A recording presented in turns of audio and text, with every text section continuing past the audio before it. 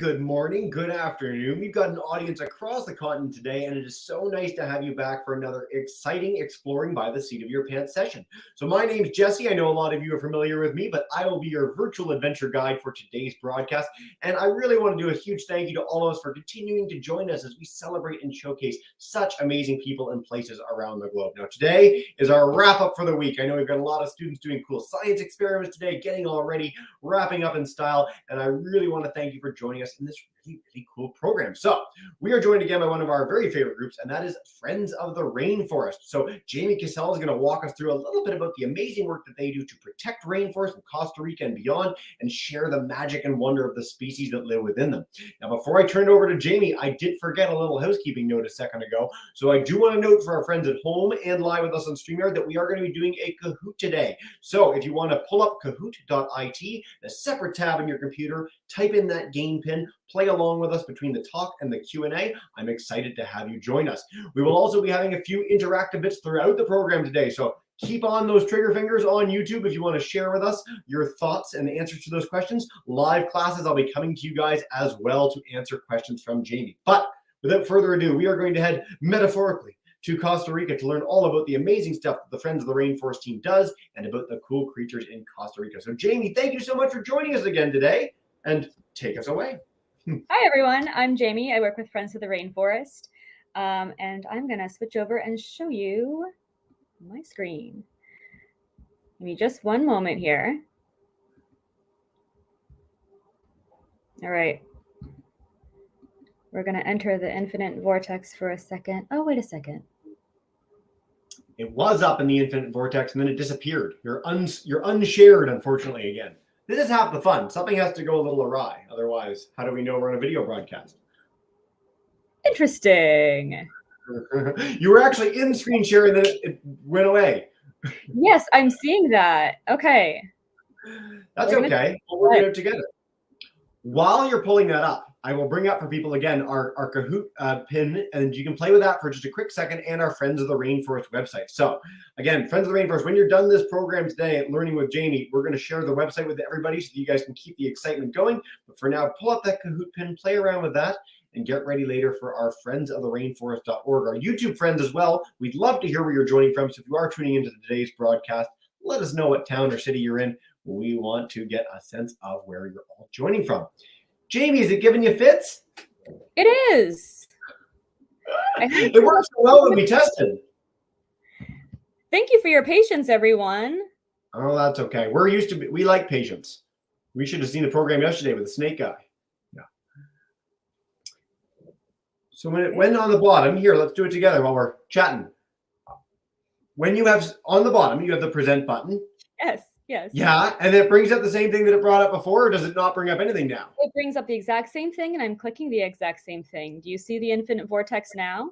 No, it's still not up for me. So when you have the box in your screen, Mm-hmm. it should have a little, you click the picture in the box and it makes share turn blue in the bottom right. When you click that, then it'll pop up for me, in theory. And then it says, browser can't access your screen. Try capturing a different screen to see if this continues, but it doesn't offer me different screens to capture. That's endlessly fascinating because we literally had it up like mere seconds ago. So is there an alternative you can share? Do you want to leave and come back and see if that gets us going? And I'll talk to people about some stuff in the meantime. And if it doesn't, we'll just have a conversation about all the stuff that you guys do. I'm sorry it's done that for you. Yeah, it's an unusual new problem. Yeah, sorry about that. I'm going to log in and come back in and we'll try it again. I'll see you in a minute. This is literally, I mean, you know, I'm used to tech problems. I've hosted 1,200 of these. That's the first time that's ever happened where we've had a screen up and we got the whole presentation ready and it's all good to go and then it doesn't want to play anymore. So, you know, we're learning new things every day here at Exploring by the Seat of Your Pants. Fingers crossed we get that working with Jamie because I know she's got some really cool pictures for us all to share today. And worst case scenario, we are going to talk a little bit about the amazing work they do and talk about some cool rainforest creatures as well. Jamie's joined us a few times in the past too on some different topics. If you want to follow up, again, our YouTube channel has absolutely every program we've ever done.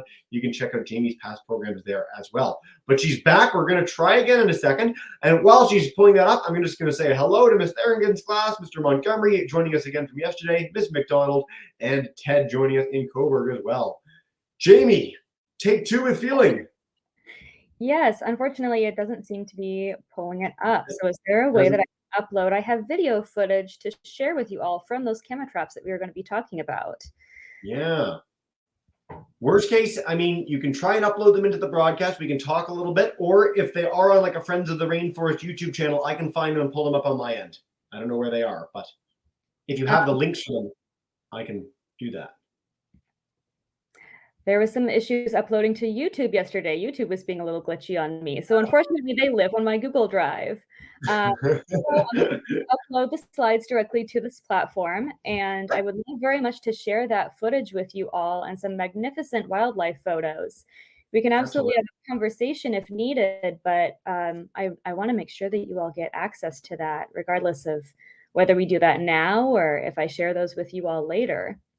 Yeah, so let's try and bring them up now. As you're uploading them, it should like let you know as that process is going. If you're able to multitask while we're doing that, I'll start by asking a little bit about the background of Friends of the Rainforest, how you guys got started, what the sort of inspiration is behind all the work that you do, and where you operate. Yeah, absolutely. So, Friends of the Rainforest, we work to processing. Oh All right, yes. somewhere. We're getting somewhere. So I am not in the rainforest, as you can see. I'm actually just outside of St. Louis, Missouri. We partner with the Children's Eternal Rainforest Monteverde Conservation League in Costa Rica and support the work that they do in protecting the children's eternal rainforest through granting and fundraising for conservation and education programs. We also run a number of free education programs through our St. Louis-based office. And the Children's Eternal Rainforest is a really magnificent place because it was actually started by children. So in the 1980s, perfect, there we go. Some school children in Sweden were learning, hey, Got it. We got your slide up. hey, Yes. amazing. Oh, thanks for your patience, students. We love you guys. All right, you can roll right in now. You're good. Excellent. Okay, so here's a roadmap of our time together. Thank you so much for hanging on tight. We started talking a little bit about the story of the Children's Eternal Rainforest. We're going to talk a little bit about research in the rainforest. I know some of you are working on experiments of your own, so I'm excited to dive into some field methods with you all. We're going to talk specifically about camera traps and how they help us learn about animals in the rainforest. So how can you use a camera trap to research where you are? And what work can you do in your local communities to help save and protect the rainforest?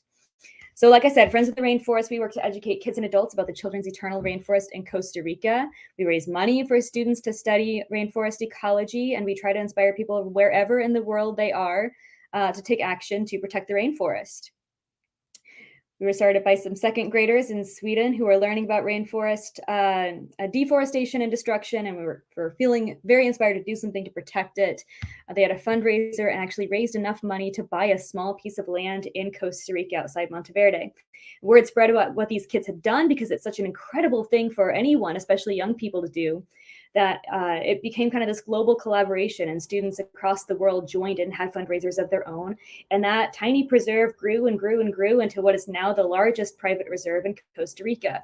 It's really important because 7 of different 12 life zones, these are different types of habitats based on elevation, are represented in this forest, which means there are small pockets of wildlife that don't exist anywhere else. And we really get a wide range of species to study in this massive preserve. It's a place where students and scientists can work together.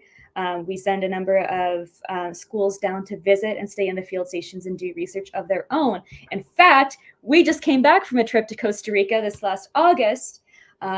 Here is me and my group. We're with our board chair, Maggie, our executive director, Sophie, some other board members and community members. This is a trip that we took to visit a couple of different field stations and get a sense for what kids are engaged in when the schools go and visit Costa Rica. So this picture was taken at the Poco Sol Field Station, which is on the Caribbean side. I'll show you a map in just a moment. But you can see the lodge where we have our meals and do some work, and then the sleeping area over here.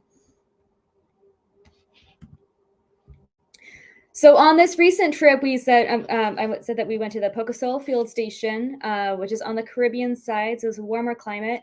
We had to hop in these like 4x4 cattle trucks to drive up this rocky hill to get up there. It's about 720 meters above sea level, and it's pre-montane forest, which means it's not quite up in mountainous elevation yet. It's really well known for bird watching and an abundance of epiphytes, which are plants that instead of rooting into the soil, they root onto other plants, and they grow off of like trees. We spent 3 days in Poco Sol, wandering the trails and setting up camera traps of our own. And then we went on to La Fortuna, and Arenal, which is a volcano. It's a popular tourist destination. There's some spectacular views of volcano. From there, we went across the lake over to Santa Elena in the Monteverde area, and visited the Bajo del Tigre forest, which is another field station that is part of the Children's Eternal Rainforest Preserve. And that is almost twice as high above sea level. It's much more accessible to the local community. It's just a short walk down the main road. That place is really special because it's one of the rare places in Costa Rica where a forest in a rain shadow. It's an area that doesn't receive as much precipitation because of how the rainfall is affected by the topography around it. So again, you get these like really small ecological niches for finding all kinds of cool creatures. And it's very close to cloud forest, which is yet another classification of rainforest habitat. Here's more pictures from Pocosol Field Station. You can see a map of all of the trails that we were hiking. There's about 10 kilometers, about 6 point something miles of trail that's accessible from the field station. This is one of those trucks that we took up the hill. This is the significantly nicer portion of road. Our board chair and our executive director again. So we rely on the rainforest every day. No matter where you are in the world, we engage with it on a daily basis through our food and food additives, through chemicals for pharmaceuticals like medicines, the raw materials for rubber, oils, gums, and dyes. And then the big one is clean air to breathe. It's about 50% of the oxygen that we breathe in with every breath was released into the atmosphere by plant life in the rainforest. So it is critical to our survival as well as the survival of all these magnificent animals that I'm about to show you, that we work together to protect this magnificent environment. I talked a little bit about the diversity of habitats and what that means for the diversity of species. We can classify habitats in a number of different ways. I mentioned these different life zones by elevation. We also talk about some vertical categories of habitats. You may hear me refer to the forest floor. So that refers to things that live on or in the ground, things in the understory, animals that live in kind of shrubbery, plants about like your height, my height. And then we have the canopy, which refers to the tree branches. And then finally, we have the emergent layer, which refers to the tops of trees and then emerging into the sky above. So I'm here to talk specifically about one really cool and accessible field method that you all can use where you are, called camera trapping. So why camera trap? Regardless of the name, it's not actually a trap. No animals are stuck or harmed or anything. It's just a wildlife camera that is a motion sense camera. So here's a couple of pictures of some of the kids who were on our trip with us, helping to put those up on trees around the trail system. So we were selecting sites to put up a number of different cameras to try to see if we could capture some videos of wildlife. And we did, and I'll show you some of those. It allows you to view a lot more of the forest at any given time, and allows you to see animals that might be hiding when people are around. It makes it so your visual data is really easily shareable with either your fellow scientists or the community. And it was a really important research method during like the lockdown portion of COVID-19. It allowed people to still kind of have eyes on the forest during a time when they couldn't be there. Camera traps can cost anywhere from about $30 to $100 from just an outdoor sports or department store. So they're relatively inexpensive as far as field equipment goes and relatively accessible to purchase. Some take SD cards and save it directly on that SD card, and some can send data directly to your device. So selecting a study site is really important when you're using a camera trap. You want to make sure that it's in a location that is accessible to maintain. So staying on the trails for a number of reasons. Animals use the same trails that we do oftentimes. We've already cleared that pathway for them, and they are able to see what's around them in the same way that we are. That keeps us safe. It keeps them safe. And it also, you may not be able to see if there are snakes or other potentially dangerous animals lurking off trail once you get into kind of that thick brush. So it's safer and easier for everyone if your cameras stay aimed towards the trails.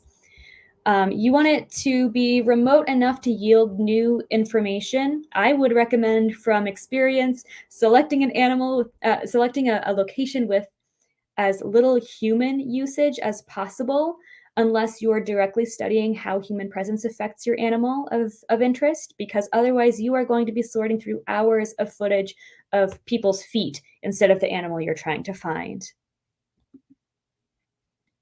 So what animals do camera traps allow us to see?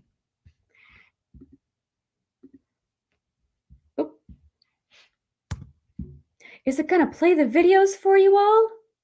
It keeping us on the edge of our seat. Maybe wants to. No, it wants to. Tell you what, I'll get these slides to Jesse and we'll get them to you all so that you can see these videos. I'll see if I can re-upload them to YouTube for you all. Perfect. We got some video footage of a great curassow, a gray-necked wood rail, which are two types of birds that live in the rainforest. We have some amazing footage of paca, which is a small rodent. If you can see my field guide here. Yep. I'm mirroring myself. Okay, so this is a paca, and you'll note that when you see its footprints, they're often just the toes. They tend to kind of walk forward. They're the largest rodent in Costa Rica. They kind of resemble a big guinea pig. They are brown with these white spots, and they're herbivores. They can make a really weird sound that sounds a little bit like a howler monkey. I also have some footage on that video of a squirrel and an armadillo. Something that is interesting about the armadillo is even though their plates make them look kind of reptilian, they are actually mammals. They do have some hair, and they gave live birth to their babies. They are mammals. I've got some footage to show you all and a bit of an agouti, which is another type of small mammal. Some larger mammals and marsupials like a coati, an opossum, a peccary, which is, let me see if I can find them on my field guide for you.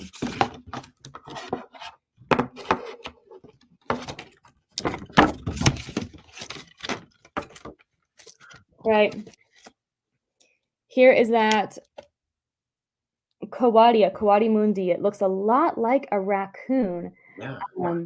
but it is a little bit different. It is active during the day, not during the night. They live in packs of about 30 up in the trees. When we were walking through the rainforest, we actually walked underneath a tree full of mother and baby coatis, probably about 15 or so, and they were just chattering away up in the trees. About 50 feet down the trail, we ran into a tree full of capuchin monkeys. And as we left, there was some kind of loud interaction between the two. So I personally was glad to be down the trail by that point. Moving on. Okay. We have some fantastic footage of big cats like ocelots, which look a lot like jaguars. They are smaller. They're pretty distinct because their pattern, it looks like their spots have spots. They have white around their eyes, unlike a jaguar. Jamie, really quickly, I know you tried this a second ago, but if you click right in the middle of the box in the picture, it doesn't play it. It just takes you to the next slide, doesn't it? Takes you to the next slide. And pressing enter doesn't do it either.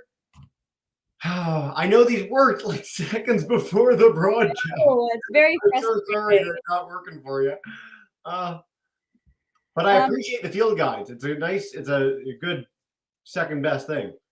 What I can do is I can try, I think maybe 1 or 2 of the videos may have uploaded unlisted on our channel. Perfect. So when I get to the end of my slides, I'm going to see what I can pull up. Okay. Or maybe I can try to share it with you all a different way. Actually, I'll mess around with it at the end. Mess around with it at the end, and we can do the Kahoot too in the middle, or spend a little extra time with the pictures. We're all good. Anyway, sorry to interrupt. I just wanted to check that. No worries. And another thing that these cameras catch, which I mentioned, is humans. So any movement, whether it's an animal or a human, will trigger these motion sensing cameras. So if you put it in a place with high foot traffic, you will fill up your SD card very quickly with footage of people. That may not be what you want to research. So the application of this is to understand how human activity can affect the behaviors and population levels of different animals. You can compare and contrast populations in different locations. Having this really compelling visual data that's easily shareable to community members can, help people feel inspired more to protect some of these animals.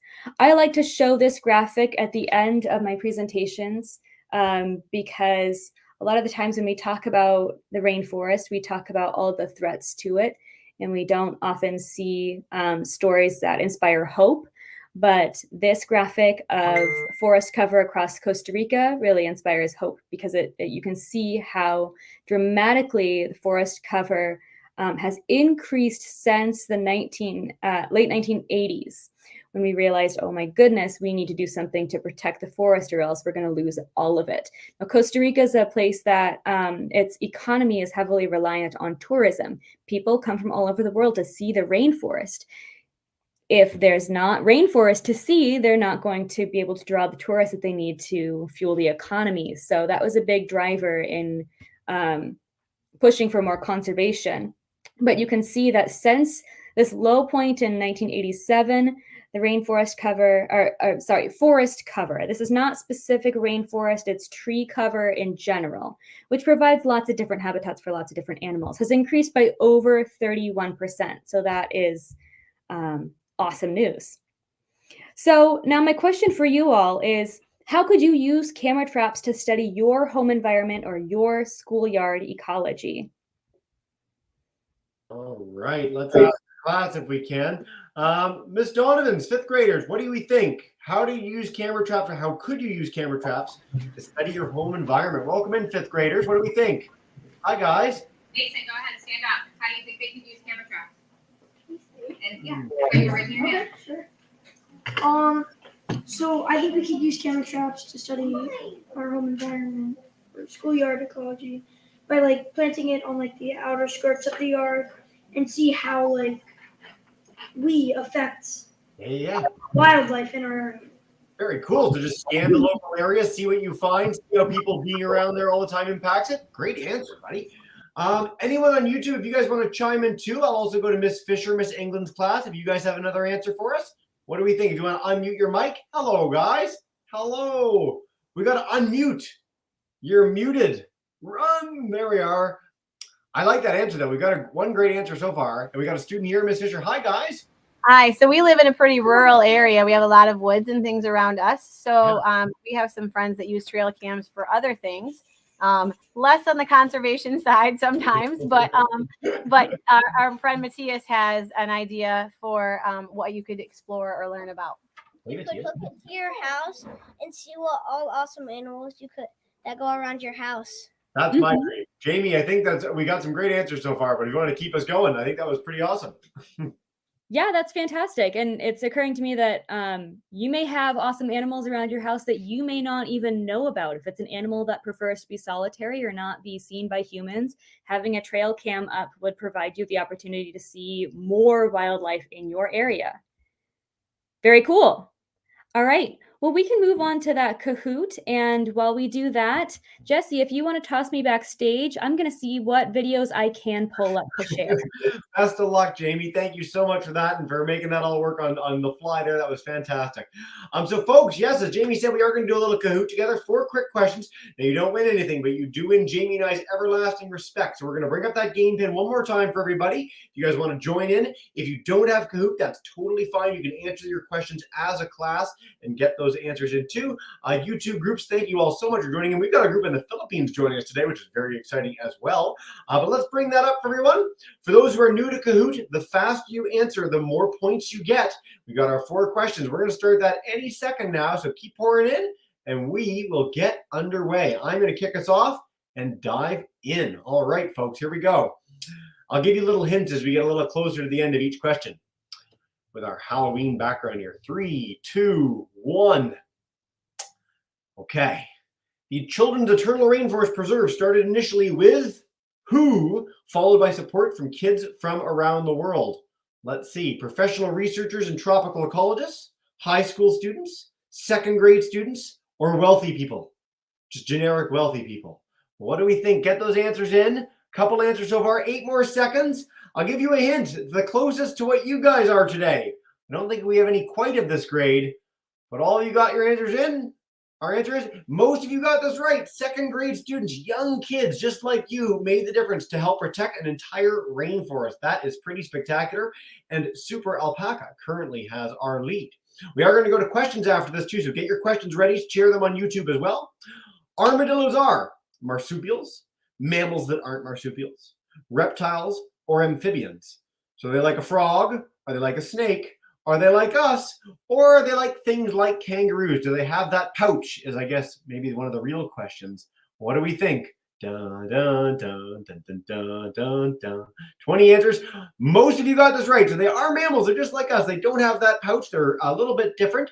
And quite a unique group of animals actually down there in South and Central America. Very good, guys. Super Alpaca, has been overtaken by Bold New. Welcome in, guys. And please do let us know who you are at the end of this broadcast if you are on our podium.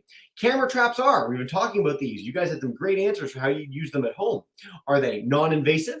Do they allow visual data to be easily shared with researchers and community? Are they great for research in remote areas? Or for those who have done Kahoots with us before, are they all of the above? Might be a good hint. Let's see. Most of you got that right. Way to go, everybody. All the above. They're such a great tool. They're so easy to use. They're just fantastic. Super Alpaca takes our lead again with one more question. Our final question. 20 more seconds, folks. The percent of forest cover and therefore animal habitat in Costa Rica has done what between 1987 and 2010?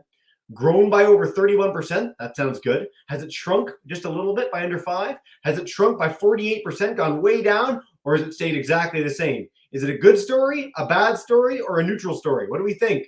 2 more seconds, 2 more seconds.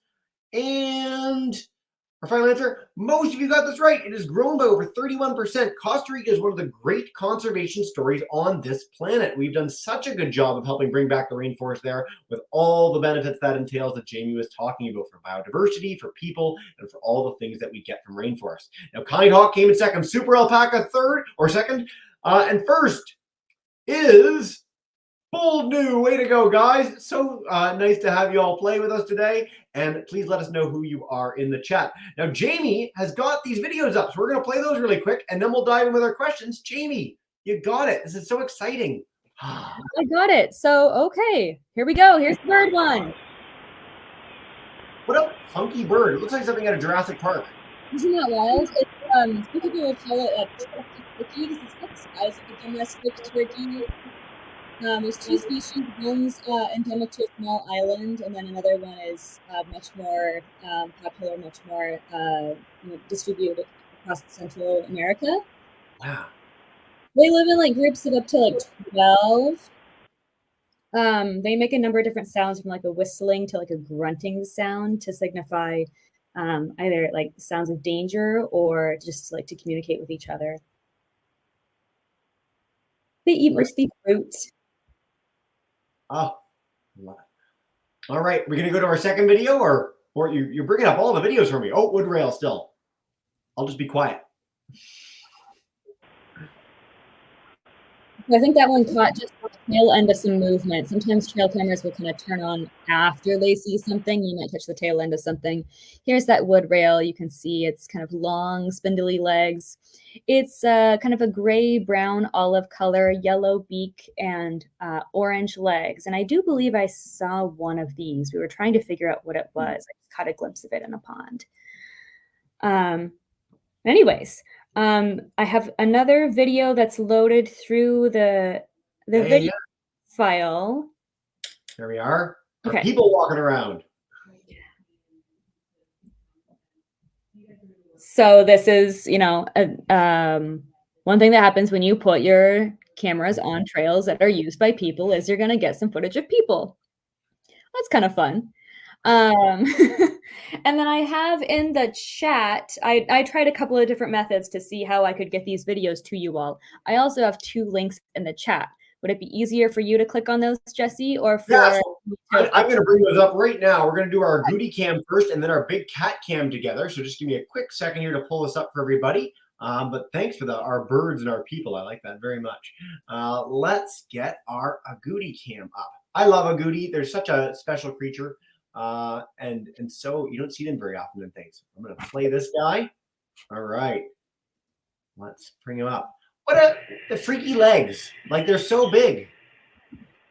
So this one has sounds. You can hear some of those bird calls in the background. They forage like fruit and nuts off the forest floor. Sometimes kind of like a squirrel does. Sometimes it'll bury its extra food, which means that sometimes it forgets about it and becomes kind of an unintentional gardener, just slowly reforesting the rainforest through its forgetfulness. They have really long teeth. Like if anyone has ever owned like a guinea pig, you know that they need to keep gnawing on things to keep them from growing too long. These guys are the only animals that can chomp through a Brazil nut. Okay, now we got our big cat cam, which is super fun. I'm so happy you mentioned the Brazil nut thing while I'm pulling up the cat video, because it's always been one of my very favorite things that like there's this nut that literally the agouti has to crack into to allow it to germinate. It's just fascinating stuff. Let's get to our big cat. Ooh, Jaguar is our first title on the screen, which is my favorite cat. Of all the cats, I know there's tiger fans out there, lion fans out there. I think this is just there we go, ocelot. Ocelot first. So you can see it's much smaller than a jaguar, even though it looks very similar. We have a couple different shots of an ocelot. Puma, just a mountain lion. You may have these if you live in southern Canada or anywhere in the US. I had one of these living in my backyard in the Pacific Northwest. That's sketchy. And last but not least, a jaguar. We were so lucky to capture this incredible footage, and it stayed kind of off to the side of the camera for a little while. Oh, look at that cat. So you may have noticed that these different clips were over the span of a couple of years. So now we have a backlog of data for where we have spotted different animals along these trails, which is super cool. Very, very cool. Well, I do want to quickly note, you mentioned the puma for a second there. It ranges from like Alaska all the way to the southern tip of South America. So it literally has conquered the entire landmass of North and South America, the largest range of any cat in the world. So very, very successful predator. Jamie, I'm going to dive in with questions. That was so much fun. Thank you for making the videos work. You are long suffering in this broadcast of trying to get things to go, and we nailed it together, and I love it. Thank you for being so patient and so flexible. This is just part of the adventure. It's part of the adventure, and I hope our kids get the chance to head to the Eternal Rainforest one day and have a much smoother time than we did getting videos of it up for everybody. We're going to dive in with questions. Our YouTube groups have a whole bunch, so please do feel free to share there if you haven't shared already. But let's head to Carsonville, Michigan, Miss Fisher, Miss England's class. If you guys want to kick us off, unmute your mic and come on in for our first question. You are good to go. Hey, guys, welcome in. Hi.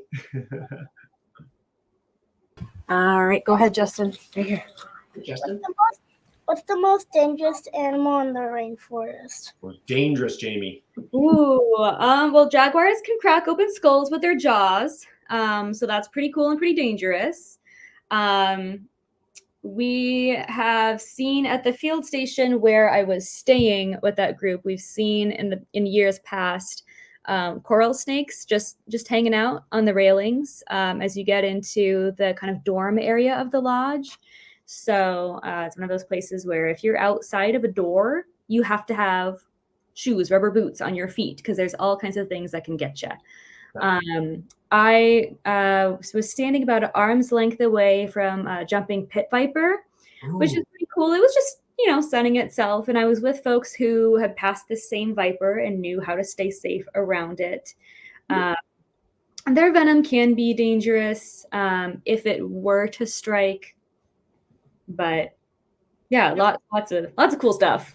Yeah, and I love mentioning this to kids because a lot of kids think about places like Costa Rica and go, "Oh, it's dangerous." You'd walk around and you're constantly in fear, and you're not because you learn how to respect the animals that are there. You're unlikely to ever end up in a situation where you are in danger if you show that level of respect. And just like us in cities, if you've got to watch out for traffic, you've got to watch out for other things, and so the danger is very minimal, but it's something that you have to be cognizant of. So I love that question as our first one. So thanks, Ms. Fisher's class. Ms. Donovan's fifth graders, come on in, and we'll head to our third graders right after that. Welcome in, fifth grade. Hi, guys. Hello. Yes, wait over them. There you go. What animal has the longest lifespan? The longest lifespan. Ooh. Oh my gosh. Off the top of my head, I don't know if I can answer that off the top of my head. Yeah. Seems like an excellent research question to me. This is a stump the expert thing. I mean, it would probably be one of our reptiles, which tend to live a little longer. Things like a jaguar would be 30, 40 years probably. I know we've talked about sloths in some of our other programs before, but that is tricky to know in a whole ecosystem what the thing with the longest lifespan is. Typically, bigger things live longer. So if you have something, there's no elephants in Costa Rica, but if you have bigger creatures, they tend to live longer than smaller creatures, and reptiles tend to live longer than their mammal counterparts. That's a tricky one. I like that. I'll take a look, Jamie. I'll see if I can find that as we're going through our questions today. Okay. Third graders, let's head to you guys at the Stewart School, Richmond. Welcome in. Hello. What animal? Oh, Wait. hi guys, but we want to get the question in, okay? What part of the rainforest has the most animals in it? Yes, good question. Ooh, the most animals. There's different animals in every life zone and every different habitat within the rainforest. I don't know off the top of my head which one would have the most. A lot of the animals that we talk about in the rainforest can move between especially a lot of the larger animals, some of these like kind of more charismatic megafauna that come to mind. Jaguars have really big ranges. So they're moving between lots of different habitats. In terms of life zones, they're also moving up and down the vertical classification of habitats, the forest floor, understory, canopy, not so much emergent, but there's a lot of movement of different species around different habitats of the rainforest. On the forest floor, you're going to have a lot of insects, a lot of decomposers. And so my mind is going there because, we forget about the little creatures, but there's also lots of flying insects. So that's an excellent question that I'm not sure has an answer. It is. And I love that you mentioned the fact that there's this vertical dimension. This is something that we only otherwise see in the ocean. If you go around a desert, all the animals live in one area. If you go in a mountain area, I know it's tall, but there's mountains, but they only live on the edge of the mountain. Whereas in a jungle, you have things that live up in the canopy that are so different from things that live on the forest floor. And there's such different ecosystems, so to speak, within this one area. It's such a special part of the world. And again, Costa Rica is one of the stalwart examples of this. Bugs, too, for our students that might be interested. I've always loved illustration that I saw in a book when I was about your age, and it highlights the fact that if you weighed all the ants, you took all the ants together and put them on a scale, they'd weigh more than all the mammals, birds, reptiles combined. Like there's so much insect life in places like Costa Rica. It's such a special thing to see. I hope all our students get the chance to go there in the future. Jamie, to the life expectancy question too, parrots might well be our longest. There are parrots there. 40, 50 years, which is really long for an animal. So that's my go-to answer for now, maybe. let's head. So we got our 2 classes still with. Oh, Jamie, I'd go ahead. add one note to what you were mentioning about insects. If you go back and look at some of the trail cam footage that I shared with you, and I'll get you those video files, in many of those along the trails, you can see some kind of white little dots moving along the trail, and those are leafcutter ants carrying leaves to their nests to go use the leaves to farm fungus to eat. Yeah. So everyone, when they're done this broadcast, should look up leafcutter ants. I'm going to put them in a banner right now, and you should look up their nests. So what scientists like to do sounds kind of cruel, but I think it's a fascinating way of learning how the insects live. They pour liquid cement or liquid concrete into an ant's nest, and then it hardens. And so when you dig that up, you see how big the nest was and how big the chambers were. A leafcutter ant nest can have 20 million individuals and have a nest area that's bigger than like a house. It's astonishing. It's the largest group of animals on the planet next to us. Let's head to YouTube really quick for some quick questions, and then we'll go back to our live classes as well, Jamie. And do you have something to show us too, or? Yes, I wanted to drop the link to a video that I made with the butterfly house here in Chesterfield, Missouri, about leafcutter ants and the leafcutter ants that they have in the back of their butterfly conservatory. So that link is for you all. I'm going to put that in our YouTube chat for everybody too. So our questions from YouTube while we're there. James Amero's class wants to know, what's the rarest or coolest animal you've seen in real life? No pressure. Coolest animal. I got to think about coolest animal that I've seen in real life. I mean, I saw many sloths, many monkeys. We saw capuchin, howler, and squirrel monkeys. So kind of the 3 big monkeys of Costa Rica. That was very cool. It was very cool to see the interaction between the coatis and the capuchin monkeys in their 2 respective trees. I think there was some kind of scuffle or fight breaking out as we were leaving, which was pretty wild. There were some bird sightings that some other folks were making that they were very excited about. We got some excellent photos of some keel-billed toucans. So like Sam from Fruit Loops.